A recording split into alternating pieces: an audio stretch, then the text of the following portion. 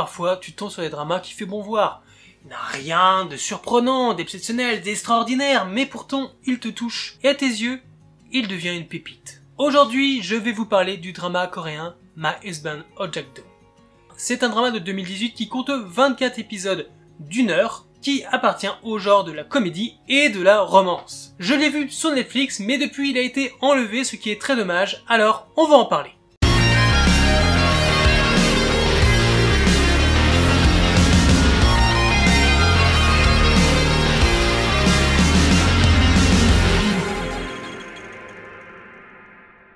Le drama nous plonge dans la vie d'An Sun-ju, une productrice de télévision célibataire d'une trentaine d'années qui excelle dans son travail, au point de négliger sa vie sentimentale. Mais elle s'en fiche car elle n'a aucune intention de se marier et le vit très bien. Un jour, pour un projet, elle part en chasse d'un mystérieux maître artisan de Gambarum qui vit reclus à la montagne. Elle y fera la rencontre de Ojak-do qui vit sur celle-ci, mais devra rentrer rapidement en ville car sa tante décède en faisant d'elle son héritière de la dite montagne. Et comme si cela ne suffisait pas, elle est poursuivie par un homme mystérieux qui veut la tuer. En pleine dépression et traumatisée, elle demande à Ojak-do de l'épouser pour sa sécurité en lui promettant qu'elle ne vendra jamais la montagne où il habite en échange. Même si à la base leur mariage n'est pas basé sur l'amour, leur relation va finir par évoluer petit à petit. Tu vois, j'ai l'impression que ce drama est vraiment passé inaperçu. Parce que quand tu regardes sur le net, il y a que très peu d'avis qui sont sortis sur celui-ci. Et je trouve ça très dommage parce que, j'annonce la couleur, je l'ai beaucoup aimé.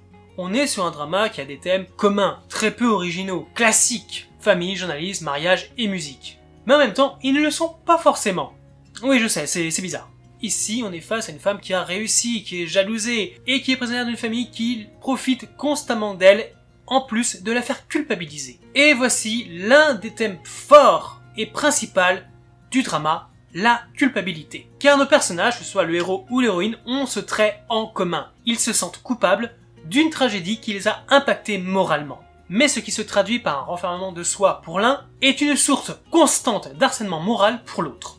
Et le drama ne va pas faire que nous en parler, il va nous le montrer, nous l'expliquer, et ça, c'est très très bien. La mère de l'héroïne est une horreur qui se pose constamment en victime, alors que c'est un monstre qui rejette tous ses problèmes personnels sur sa fille. Sans parler de son bon à rien de frère et ses plans foireux. J'ai tout le temps eu envie de voir cette sorcière être punie dans le drama. Alors évidemment, elle va se prendre des tas de trucs dans la tronche, mais elle sera pas punie en tant que telle, ce qui est un peu dommage. Car oui, je vous l'avoue, dès le premier épisode, j'ai été conquis par l'héroïne. Non, mieux que ça, j'en suis tombé amoureux. Ce qui est d'ailleurs avec les autres personnages du drama, l'un des points forts de celui-ci. Kim Yoo-jin incarne une jeune femme dynamique, pétillante, forte, déterminée et souvent attendrissante, mais aussi mignonne. Mais elle a aussi ses faiblesses, comme quand elle se retrouve la cible d'un obscur stalker qui veut la tuer pour une tout aussi obscure raison. Et pourtant malgré ça, elle a la force de s'en remettre à quelqu'un. Et va apprendre à faire confiance et ainsi élargir son univers, que ce soit professionnel mais aussi sentimental. Je pense que vous le savez au vu de mes vidéos, j'aime les femmes fortes. Et encore plus celles qui savent se remettre en question, que ça soit sur leur vie ou leur inspiration. En plus, malgré le côté assez léger du drama, il aborde quand même un sujet important. Le statut de la femme célibataire, la réussite sociale, mais aussi l'avenir d'une relation amoureuse quand on a des vies complètement différentes. J'ai beaucoup aimé que le drama aborde ces sujets d'une manière un peu détournée. Bon, malheureusement, on est face au délire de la demoiselle en détresse, ce qui contraste quand même vachement avec le caractère de l'héroïne. Après, vu le choix des servants qu'on lui file, ça passe. Parce qu'en fait, c'est pas un chevalier, mais plutôt un paysan qui cache bien des secrets. Alors évidemment, nous en tant que spectateurs, en regardant le drama, on comprend très vite, ou au moins on se doute du poteau rose concernant ce personnage. Et il faudra attendre tout un cheminement pour avoir toutes les réponses, et valider aussi ce qu'on pensait. Mais ce qui est bien avec ce personnage, c'est malgré ses petits changements, ses choix d'évolution, il va rester constamment fidèle à lui-même, sans jamais tricher, sans jamais vraiment changer. Et c'est pour ça que le personnage est vraiment très appréciable et on adore le suivre. En tant que romance, elle est douce, simple, sans fleuriture, j'ai beaucoup aimé les voir tomber amoureux petit à petit. C'était très attendrissant. Même si à un moment on a une phase un peu chiante, du genre je t'aime mais je me sacrifie pour ton bonheur. quand il y a un personnage qui fait ça, ok, mais quand les deux font la même chose en même temps, écoutez les mecs, accordez vos violons, parce que là, c'est le bordel. Et évidemment, que serait une romance sans un triangle amoureux, ou plutôt deux? Genre l'ex-petite amie d'il y a 15 ans qui veut renouer avec son chéri avec les meilleures intentions du monde. Ou le patron qui pense trouver la femme de sa vie dans l'héroïne. D'ailleurs, par lui, c'est un personnage loufoque qu'on ne prend absolument jamais au sérieux tout au long du drama. Il enchaîne les gaffes et les situations inappropriées et honnêtement, pendant un moment je me dis mais pourquoi tu t'intéresses à des femmes? Parce qu'en fait, moi, dès qu'il est arrivé et vu comment il se comportait, j'ai cru qu'il était gay. Et en fait, non. Par contre, son français est le pire que j'ai pu entendre dans un drama. Tu vois, ça faisait genre coq au vin, pinot noir. Je te jure. Sur ces répliques en français à un moment, je n'ai compris que 3 ou 4 mots. Je ne sais pas ce qu'il baragouinait, mais c'était pas du français. Ah, et concernant la seconde ligne, donc la petite amie d'il y a 15 ans, eh bien, ça va, elle est pas chiante. Dès le moment où elle voit que c'est mort de chez mort, eh bien, elle va s'effacer tout doucement. Bah, respect. Honnêtement, respect, c'est peut-être une des premières fois que je vois ça. Et j'ai bien aimé. Bon, évidemment, tout ça, ce ne sont que les situations de base principales. Mais d'autres secondaires existent et se fondent aisément dans la masse grâce aux personnages secondaires. Déjà, du côté de l'héroïne, grâce à ses deux meilleures amies.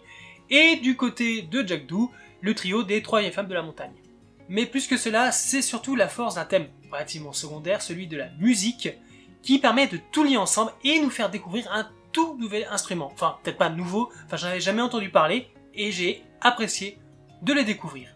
Le Gaiagoum. J'ai également adoré le drama pour lui, parce qu'on ne fait pas que le voir, l'écouter ou en parler, on le voit être conçu de A à Z, avec méthodologie, savoir-faire, comment on fait cette partie, le bois à choisir, les différentes étapes de conception. C'était véritablement passionnant. Alors après, moi je suis quelqu'un de très curieux, donc tu me montres la conception d'un instrument dont j'ignorais l'existence, je suis fasciné. Le drama est donc très fluide et très sympa à regarder tout du long. Alors oui, je sais, 24 épisodes, c'est long, et il y a certaines personnes qui ne supportent même pas d'avoir 16 épisodes. Et j'avoue que c'était parfaitement possible, je pense, de le faire tenir en 20 épisodes. Puisque le dernier quart nous impose des longueurs où nos héros ne vont faire que se repousser, pour leur bonheur mutuel. Ça, c'était quand même un peu chiant. Mais ce n'est rien à côté du plus gros point noir du drama. Ce à quoi je n'ai pas compris qu'est-ce que ça foutait là. Une sous-intrigue que je qualifierais comme une des plus mauvaises conçues dans un drama. C'est mal amené, mal orchestré, extrêmement facile et maladroit. L'intrigue du mec qui sort de nulle part pour essayer de tuer l'héroïne car il pense qu'elle est responsable de la mort de sa femme. Je sais pas moi, je me renseigne sur qui elle est, ce qu'elle a fait, comment elle a pu, éventuellement, pour quelle raison, tuer ma femme. Tu fais ton enquête, tu tires pas de conclusion hâtive à partir d'une discussion que t'as eue 1 heure avant sa mort. Ou tu cherches des preuves, ou mieux que tout ça. Tu vas voir la police, tu exposes tes griefs, tes doutes, et je sais pas, tu demandes de l'aide. Faut être logique. Et en plus, tout ça est mixé avec le délire que le mentor de l'héroïne, qui était son ami hier, devient son ennemi demain. C'est du grand n'importe quoi. Mais bon, malgré ce gros point noir, j'ai vraiment aimé le drama de A à Z. Et si je devais un peu récapituler tout ça, je dirais quand même qu'on a de très bons personnages. Je le répète, je suis tombé amoureux de l'héroïne. Kim Eun-jin était méga talentueuse. Il faut que je la voie dans d'autres dramas. On a des rebondissements, il y a des choses auxquelles je ne m'attendais absolument pas, que ce soit en termes sentimentaux ou en termes d'action, c'était vraiment très cool. Il y a également une réflexion sur le statut de la femme aujourd'hui.